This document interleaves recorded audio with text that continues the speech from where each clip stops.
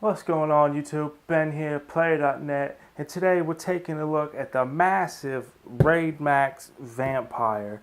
Now I've got the Winterfall edition here, so it's going to be nice and white as you can see here when we get it out. And like I said, this thing is absolutely freaking huge. Like, I know I'm not the tallest, but I mean, it goes from about my waist to the bottom of my neck here, so it's quite a big case and should be interesting. I mean, already just in the picture alone, we can see 5.25 inch bays on the front of the case, and that's only taking up not even half of the total height of the front. So it'll be real interesting to get this thing out and just see how big it is. As we can see here, starting off with the front of the box, we got the nice RAIDMAX Vampire, RAIDMAX logo up in the top there, Vampire across the bottom. And we've got kind of an eerie little Halloween vampiric setting going around in the background with a nice image of the vampire itself front and center. Moving around the box, on one of the sides here, if we can get some of that glare out the way, there's a basic specifications list, and we can also see that the case comes in either white or black, if you can see it. On to the back.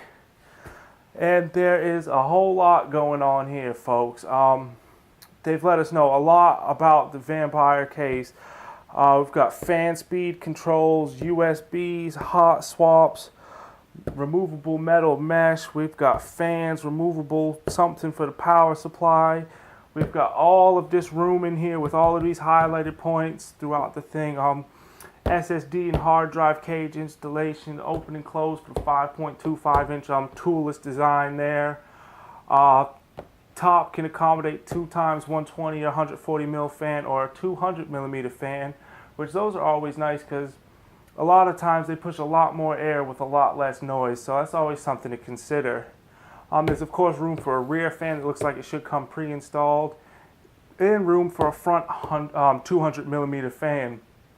So it gives users a lot of options. As I said, it's no real surprise because this thing is so big. So what I'm going to do now is I'm going to go ahead and open this box up, and we'll take a closer look at the outside of the case. Alright, so here it is in all of its glory. And let me just tell you, there really is a lot going on with the case, as you can see from the back. As mentioned, we have 5.25 inch drive bays on the front here with easily removable clips. Those are always nice. You pop them back in. Nice big vampire alien-esque design there. And if we go ahead and if we take that off, as you can see, there are no wires connected to the front panel, which is always a nice thing. As you can see, we've got kind of little blanking plates for 4 of the 5.25 inch drive bays. And though you probably can't see it, there is a nice pre-installed 200 mil fan that looks like it's going to have some LEDs in it right here in the front. So that'll be nice to turn on and get that bad boy on show here. Pardon that. I love doing that. Moving around to the side of the case real quick. As you can see, there's a nice big windowed viewing area. And we also have a couple of vents here that do have some holes, so we can go ahead and mount some fans so we can get a bit of extra cooling in here.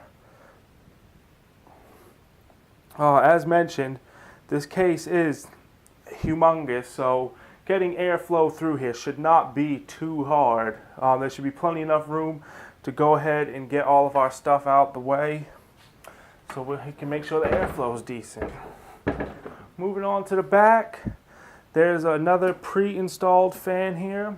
We have 4 holes for water cooling tubes up at the top there, cut out for the rear I/O of the motherboard. There's 1, 2, 3, 4, 5, 6, 7, 8, 9, 10 PCI expansion slots. So I mean, that's just ridiculous. That just tells you how big this case is. Average cases these days come with about 7. So that's just a little hint to how big it really is. And then of course there's a bottom mounted PSU. Now as you will notice as well, there are a couple more thumb screws here on the top here. Normally you just have the ones for the side panel, but we've got a couple here on the top. Once I pick that up before I lose it, will allow us to go ahead and remove this whole top panel here. And what this essentially allows us to do is set up our fan configuration. Now, if you bear with me just 1 second here while I get it so you can see it, while I'm just talking like a bit of an idiot here without letting y'all see it. Here it is. I removed this front thing. It was just sitting right there, as you can see. Now, as mentioned, here we can put a big 200 millimeter fan, or you can put two 120 or 240 millimeter fans. What this is also going to do is leave users the option to add some radiators and water cooling if they so desire. And moving along, as we can see here, we've also got along the side here is our fan control. It has an on-off button, an X speed button, then we've got kind of a high-low switch. So not a whole lot of options, but enough for us to turn them up and turn them down when need be. The front I/O is quite nice, well, the USB part of it anyways. They've got little covers on them to help them from getting dusty inside when not in use, which is nice. I actually think they look quite nice on this case as well. We have two USB 3.0, two USB 2.0s, and then of course our mic and headphone jacks.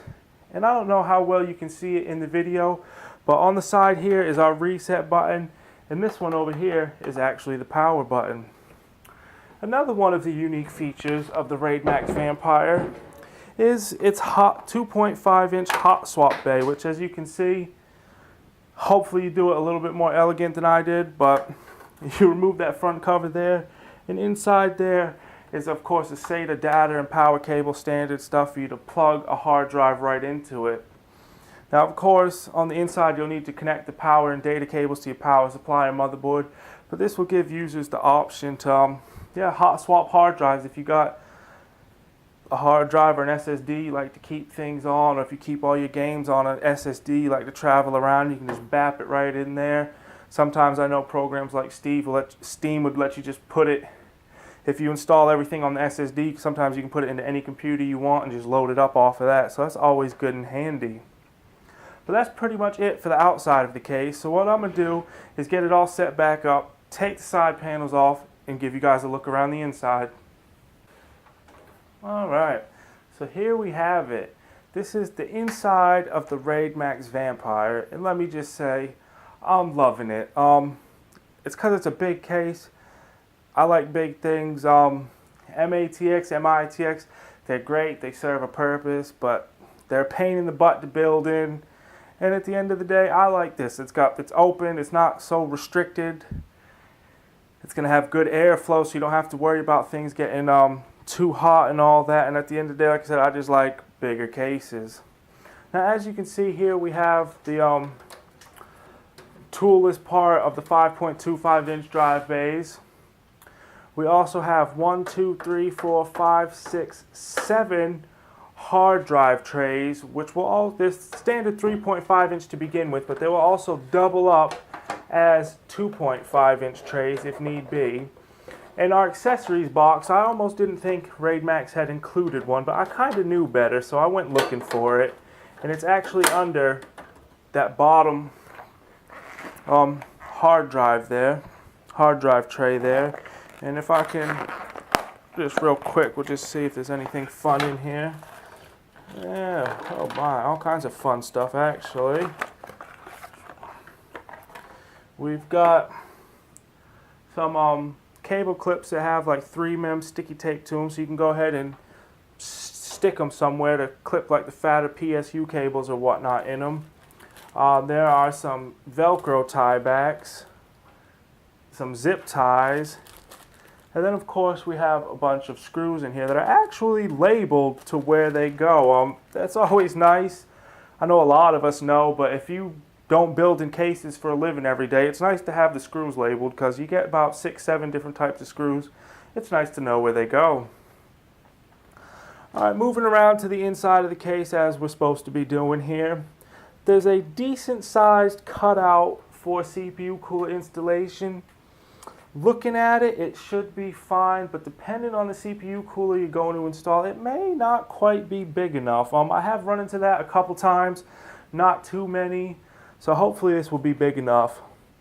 One of the things I'm liking, of course, are cutouts for the cable management, have rubber grommets in them, and they've actually got like individual little black squares in them, like there's 6 little squares in here, so you don't have to. Hopefully they'll be able to close back up so the cables will only show as much as needed. Don't really know how else to say it, pardon me. There's a nice little key legend here to let us know which holes are for what type of motherboard, which form factor. So if we've got ATX, we need all the holes with an A on them. So that's always good. Again, if you don't install computer hardware for a living, a little bit of help is always handy, isn't it?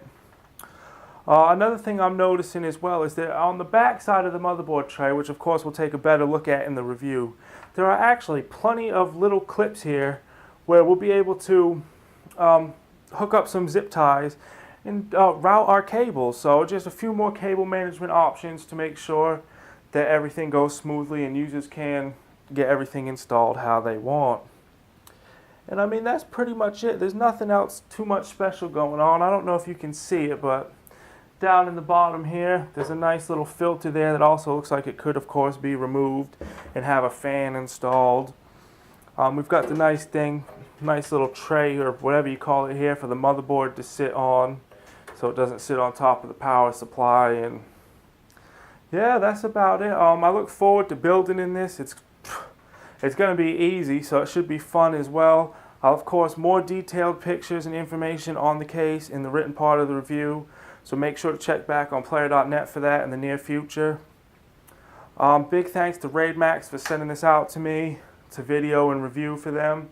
And as always, just thank you guys for watching. And please stay tuned for more content in the near future.